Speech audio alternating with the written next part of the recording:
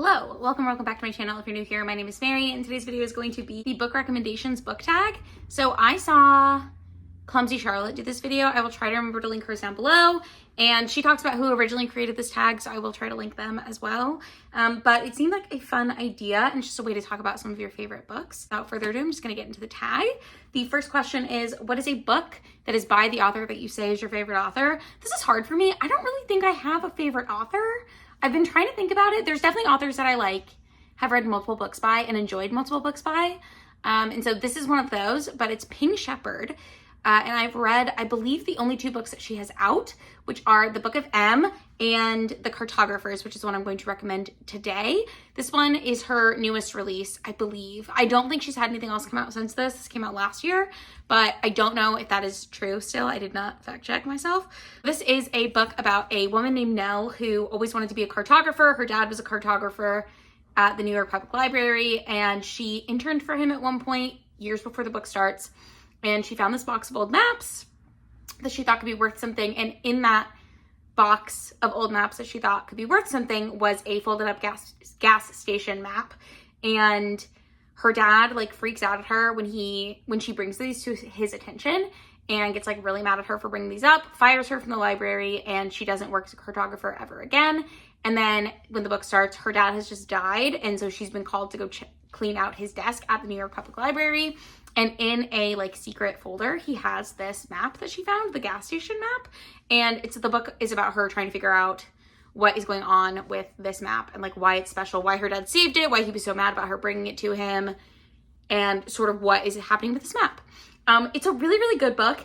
And Pink Shepherd's books all have a little bit of a magical realism twist. So this book is no exception. There's a little bit of magic to do with map making, which I thought was very fun, but it's definitely set in the real world. Other than that, her other book also has a little bit of a magical realism dystopian twist in that one. So if that's something that you're into, I would recommend checking that out. The next prompt is a book that is your guilty pleasure book. And for this, I said the Pretty Little Liars series. I read these books. There's 16 in the series. Originally, last 2 years ago, I think 2 or 3 years ago. I don't remember. I made a video deep diving all of them. It had to be divided into 2 parts, but I read all of the books and broke them down. I started off trying to compare them to the TV show, but after a certain point, they are no longer anything like the show. But these books follow 4 girls who live in this town called Rosewood, Pennsylvania. And 2 years, I think, 2 or 3 years before the start of the book, one of their other friends, there was originally 5 of them, one of their friends goes missing. So they're trying to figure out what happened to that friend and where she went when she went missing and all of that, and unravel these secrets. And the girls have started getting these text messages / notes from a person called A, and they don't know who that is, so they're trying to figure out who A is. I love these books. I thought they were so good. They definitely have some problematic things happening in them just because of when they came out. So they came out in the mid 2000s, I think. And then the TV show started airing in 2010. And it's just, they're fascinating. I just find these books so delightful and honestly very well plotted for what they are, which I was not expecting. I kind of read them thinking they were going to be bad, but they were really good. So if that's something that you think you could be into, or if you were a fan of the TV show, I think it's worth reading them just because they are so fun. The third prompt is a book that you read the fastest. And I don't know if this is still the book that I read the fastest, but for this, I was thinking of books that I read in one day, even if they weren't super short, because not to brag, but it's not super uncommon for me to read a book that's 250 pages or less in a single day, but a full length, 300 to 500 page book, I don't read in one day as often unless I'm really, really enjoying it. So the book I'm going to talk about for this is Part of Your World by Abby Jimenez, which is about 400 pages, I believe. And it is a romance book. I did listen to this as an audiobook, but I listened to it in one sitting while I did a puzzle on a Saturday or Sunday afternoon.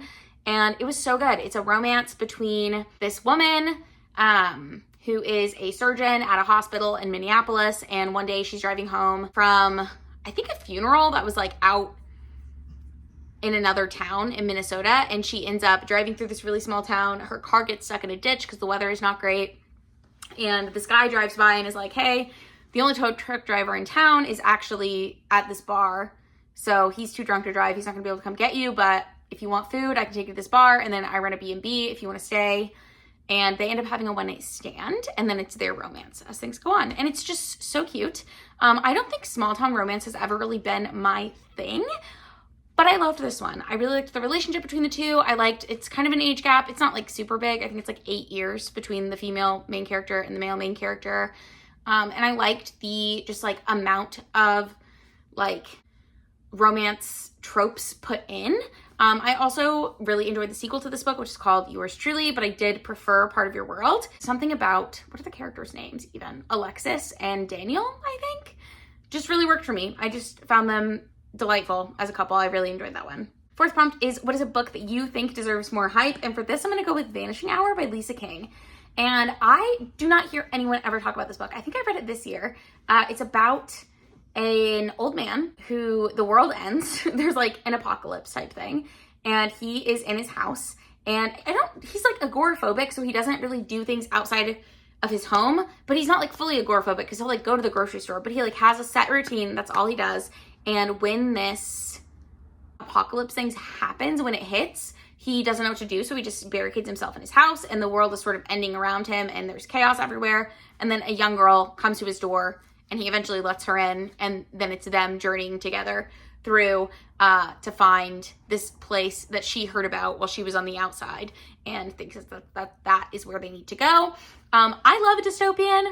This is one of the tropes that I really enjoy, where all of the characters are trying to find a certain thing for whatever reason. If you've seen the Resident Evil things, everyone is trying to go to Alaska at some point because they think that's where there are no zombies yet. Stuff like that. I really enjoy that as a trope. I think it's so fun, and I like the characters you meet along the way type thing. I thought this book was really entertaining, really funny. I loved the characters. I think the girl's name is Ruby, but don't quote me on that, and I don't remember the old man's name, but I had a great time with this book, and I wish more people would talk about it. Prompt 5 is a book that is becoming a movie or TV show. And I guess I have two answers for this, because I have one that I guess just came out, which is A Good Girl's Guide to Murder.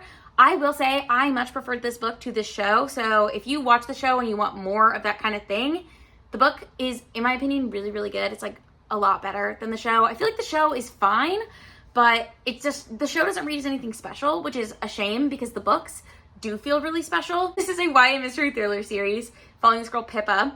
And in the first book, she's doing a school project where she has to like write about a thing, I guess.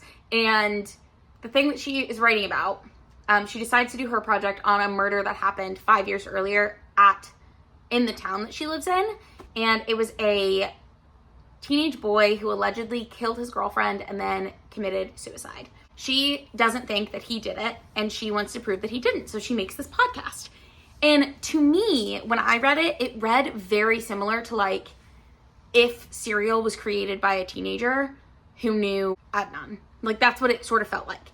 They're very similar crime types, except for Adnan obviously did not commit suicide. He's in prison. I believe his sentence has been reinstated, actually. Regardless. But this book, all of these books have like a mixed media element to them. So part of it is in podcast transcripts, interview transcripts, text messages, social media posts, stuff like that. And I feel like the show really lacked in that because it didn't have, I don't know, they could have done more than they did, but a lot of the things that Pip finds out through the mixed media stuff in the books, they just sort of had to like either talk about or show in the show. And that just made it sort of, it lost a lot of the like specialness to it. And it also made it seem less like Pip was really smart in figuring out these clues and more like things were just sort of falling into her lap, which was a shame to me, but I didn't hate the show. I enjoyed the show for what it was. I just did not love it the way that I loved the books. And then the other one that I was just going to briefly mention is I recently read The Christy Affair by, gosh, I don't even know who, some Nina de Gramont, maybe? I don't remember if that's the author's name or not. But this is a historical fiction that's sort of a fictionalized version of Agatha Christie's 10 Days that she was missing from the point of view of her husband's mistress. And it's really interesting, but apparently they're making this a TV show now. So I don't know how true that is. I talked about this in my wrap up for this month because I read it in August. And I haven't checked which Daisy it is that's going to be in it. But I believe, is it Daisy Ridley? Is that her name? The one who was in Star Wars? I think it's her. But it also could be Daisy Edgar Jones. I don't really remember, but it's one of the British daisies, you know? Anyways, I'm excited. I want to watch it when it comes out, hopefully. I had a really good time with this one too. I thought it was a really fun book, and I think it could make a really interesting TV show. The sixth prompt is the book that you have reread the most. And for me, the book that I've reread the most is actually A Tale of Two Cities. I originally had to read this my freshman year of high school, and I read it every year after that until, I don't think I've read it since starting law school. Like, I think the last time I reread it was right before I started law school. But this is another book that I love. It's a classic. It's also historical fiction because it was written in the 1800s and it's about the French Revolution in the late 1700s. So that's fun. But this, if you don't know, is a story about how do I even describe it? So it's about the French Revolution, but it's primarily following this girl who, her dad is somebody important in the French Revolution that you find out. And there's this like group of people that she's employing to try to find who her father is. So it's a story about like romance. It's also got like an unrequited love story going on in it. Because the main character, her name's Lucy. She ends up falling in love. It's got one of my favorite characters of all time, which is this guy, Sydney. I think he's great. He's very grouchy, very curmudgeon-y. I think he's a lawyer, if I'm not mistaken. But this is one of my favorite books of all time. And it's been so long since I've read it that I want to reread it now. Like, it's one of those that's like hard for me to explain the plot of, but there's so many things that are like iconic about this book that really stand out to me. And it's just about like this like snapshot in time. It's also got one of the most iconic, dare I say, for first lines, which is it was the best of times, it was the worst of times. That's from A Tale of Two Cities. So I don't know. I love this book. I haven't read very many Charles Dickens since this. I read this and Great Expectations, and that's, I think, the extent of the Charles Dickens that I have read, if I'm not mistaken. But I do want to read his other works. He did get paid by the word, so, and it shows. His books are very wordy, but I absolutely love A Tale of Two Cities. The prompt is a book from a genre you don't typically read. And so for me, a genre that I don't usually read anymore is YA contemporary. But I do have quite a few YA contemporaries that I really enjoyed when I read them. It's just, I've kind of aged out of the demographic and a lot of them are mid, so I don't really read a ton of them. When I do read them though, sometimes I find ones that I really love. So the one I'm gonna talk about right now is Letters to the Lost by Bridget Kemmerer, which was one of my favorite books a few years ago. And this is about a girl whose mother has died. And she starts writing notes to the, like, writing notes and not writing them to anyone, but she's writing notes to her mother and leaving them at this graveyard. And one day she gets a letter back from the graveyard. And she knows it's not her mom the whole time. There's no question about that. But she doesn't know who's writing the notes. And it turns out, you know the whole time as the reader, but it's this boy that goes to her school that's kind of like a bad kid. And yeah, you find out more as it goes along. I loved this book. I thought it was so good. They end up having like a little bit of a romance. It's a little bit of a You've Got Mail situation where they don't really like each other in real life. But he knows it's her because it's to her mom. Like, that's the tombstone where things are being left. But she doesn't know it's him. And she kind of thinks he's like this punk bully kid. Not even bully, but like just like very aloof loner guy. And yeah, it goes from there. It's really sweet. I love that book. The eighth prompt is a book that deserves all of the hype that it gets. And for this, I'm going to say A Man Called Uwe by Frederick Bachman. I love this book. What can I say? I read this book. I wasn't sure how I was going to feel about it. It was one of those where everyone talked about it all the time. And so I thought I'd give it a shot. And I've read two Frederick Bachmans. I've also read Beartown, and I've loved both of them. So I think he's an author that deserves the hype he gets. This book deserved the hype it got. It was so good. It's about this curmudgeonly old man.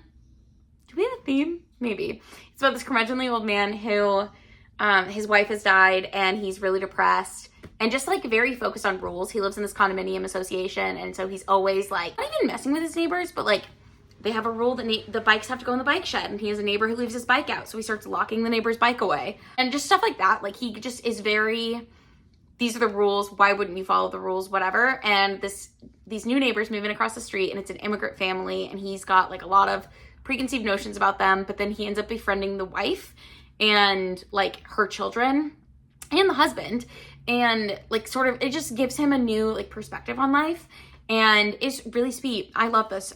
I love that book. Prompt 9 is what is a book that you normally recommend to people? And this one's hard because I don't have books that I blanket recommend. I will say the two books that I've recommended most recently to my mom and my sister, who both really like twisted mystery thrillers, I recommended Rock, Paper, Scissors by Alice Feeney because I loved it. And then to my best friend from college, she was going to the beach this summer, and she was saying that she didn't want to bring any more true crime books, but she was like, I'm looking for something that maybe has a little bit of magic, but is like more dark. And I recommended Ninth House to her, and she loved that. So, I don't know. I think I'm like okay at recommending things, but neither of those books are things that I would just like flat out recommend to everybody, because I think that reading is so personal that I feel like weird almost recommending things to people without knowing their tastes. So I feel like I'd want to know, if you don't read, I'd want to know like what kind of movies do you like? Like what interests you, to give you a recommendation, because I'm not very good at like blanket recommendations. I don't feel like there are any books that I think are just like blanket recommendations that anyone can enjoy, because even books that I love, I think some people could find like boring or confusing or like either like too flat in the language or too purple prosy or whatever. So I think I don't have books that I blanket recommend, unfortunately. Prompt 10 is a book that has your favorite character. And for this, I'm going to say The Stormlight Archives by Brandon Sanderson, because I personally am a really big fan of Kaladin. He's one of my favorite fiction characters. I have only read the first 2 books in that series. I know the 4th one is coming out this year. I think it's the 4th. It's not the 5th, I hope. I think it's just the 4th, but I haven't read the 3rd one yet. I need to catch up. But if you don't know, this is part of an epic fantasy series. It's part of Brandon Sanderson's Cosmere, which is his like greater world that all of his books a lot of his books interconnected. I've read all of the Miss Worm books that are out so far. Yay me. And I need to catch up on Stormlight. But for a while, I was reading these in publication date order one a month.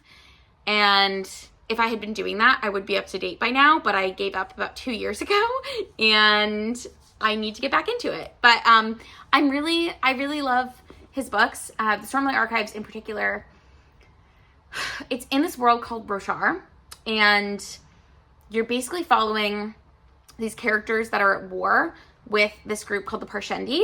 And like, it starts out with explaining how the war happened.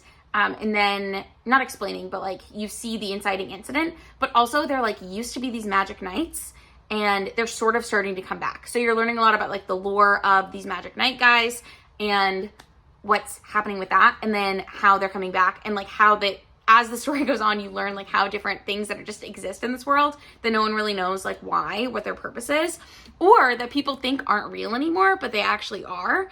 But the magic just was going away for a while, and now it's coming back. So it's a very interesting series. I really like it. And I love Kaladin because he starts out as a slave, and he is like one of the slave warrior guys. And just his ability to like befriend the people around him and like really rally the troops, even when he's got like so much trauma and things going on with himself. I just find him so good. I love Kaladin as a character. I think he's so interesting. The 11th prompt is a book that you could live in. And this was one of the hardest ones for me to do, because so many of the books that I read, I love, but I wouldn't want to live there. Like, I love the Stormlight Archives, but as I just mentioned, they are at war. I would not want to live there. That is not what I want. So for this, I set the Bromance Book Club. I decided to take it a very, like, half step from reality, because the Bromance Book Club, the premise is that this group of men who are athletes, like elite athletes in Nashville, for fictional sports teams, have a book club where they read romance books to try to like better themselves, better their relationships, and get back together with like their spouses. I think the first book is about this guy who his wife is filing for divorce because he's just been an absent father, and he's trying to win his wife back. So he joins this bromance book club. And I want to live in a world where elite male athletes are hell-bent on tackling toxic masculinity and subverting gender stereotypes. I just think that's great. So that's what I said for this one. Prompt 12 is, what is a book you thought you'd hate but ended up loving? And for this, I did not think I would hate this book, but I was very unsure how I would feel about it. And it is All the Ugly and Wonderful Things by Bryn Greenwood. This book got a ton of hype when it came out, but based on what it was about, I was like, I don't know if I want to read that. And then I did read it, and then I really, really enjoyed it. And I was surprised at how much I loved it just because of the content of the book. But it is about this girl named Wavy, and she develops a very close friendship with an older man when she's a child, and they end up in a relationship together. And it sounds like a grooming scenario. And I'm not going to tell you like it 100% isn't, but it doesn't actually read that way. And they don't end up in a relationship until she's like much older. But she's just someone she's known since she was a little kid. But essentially, her family is really involved in like meth and meth dealing. And the guy she meets is one of the like runners I believe it's for her dad, but I really can't remember at this point. But it's about her life and her like growing up in this situation and her bond with this guy who really helps her and like saves her. So I didn't think I would like it that much. I don't think I'm describing it in a way that would make other people like it, but I think it's worth a shot. It was so good. It's so sad. Prompt 13 is, what is a book that made you cry? I actually cry while I'm reading quite a lot, so I had a lot to choose from in this. But I went with How High We Go in the Dark by Sequoia Nagamatsu, which is one of my favorite like storytelling types, where it feels like short stories at first, but then they all end up intertwining. And this one is set at the end of the world.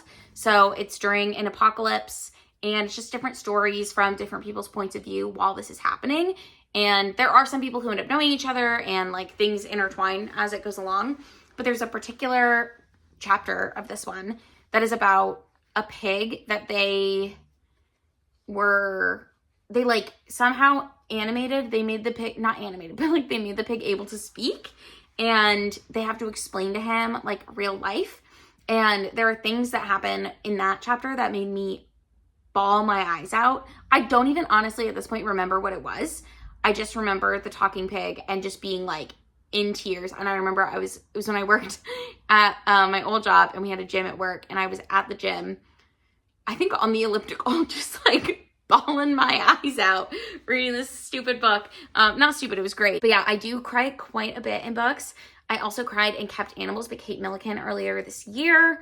I cried reading The English Patient last year. I cry frequently. I could probably name a bunch of books. I guarantee you I cried during a book last month, but I don't know what it is right now, but I probably did. I just cry. I'm a crier, so. All right, and the last prompt is, what is a book that you wish you could reread again for the first time?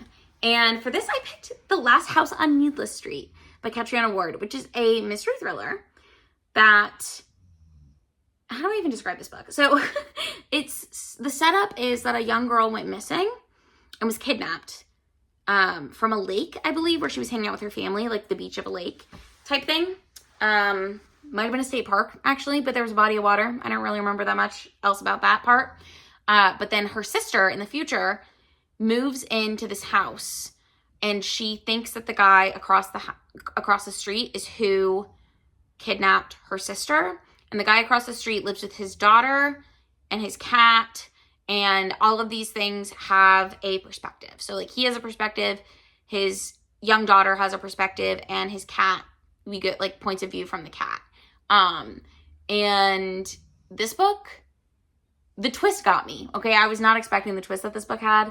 And I've heard other people say that they've like seen this twist done before, so it didn't really shock them that much. This is the first time I'd ever seen this twist, and I loved it. I thought it was fantastic. And like also it made a ton of sense. Like the more I thought back about things that had happened in the book, the more I was like, oh, that makes sense. It makes perfect sense. It's like the first time you watch The Sixth Sense and you get to the end and you're like, that's crazy. And then you think back at all the things that happened in the movie and you're like, oh, there were signs. So anyways, those are 14 books, I think, that I'm going to, plus a couple because I gave 2 answers for some of these. Those are 14 books that I would recommend to you to try out if they sound at all interesting to you. Let me know if you have answers to these prompts in the comments down below. You can also feel free to let me know if you've read any of these books and how you felt about them.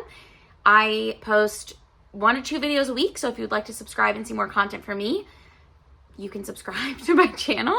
Like this video if you liked it, and I will see you in another video very soon. Bye!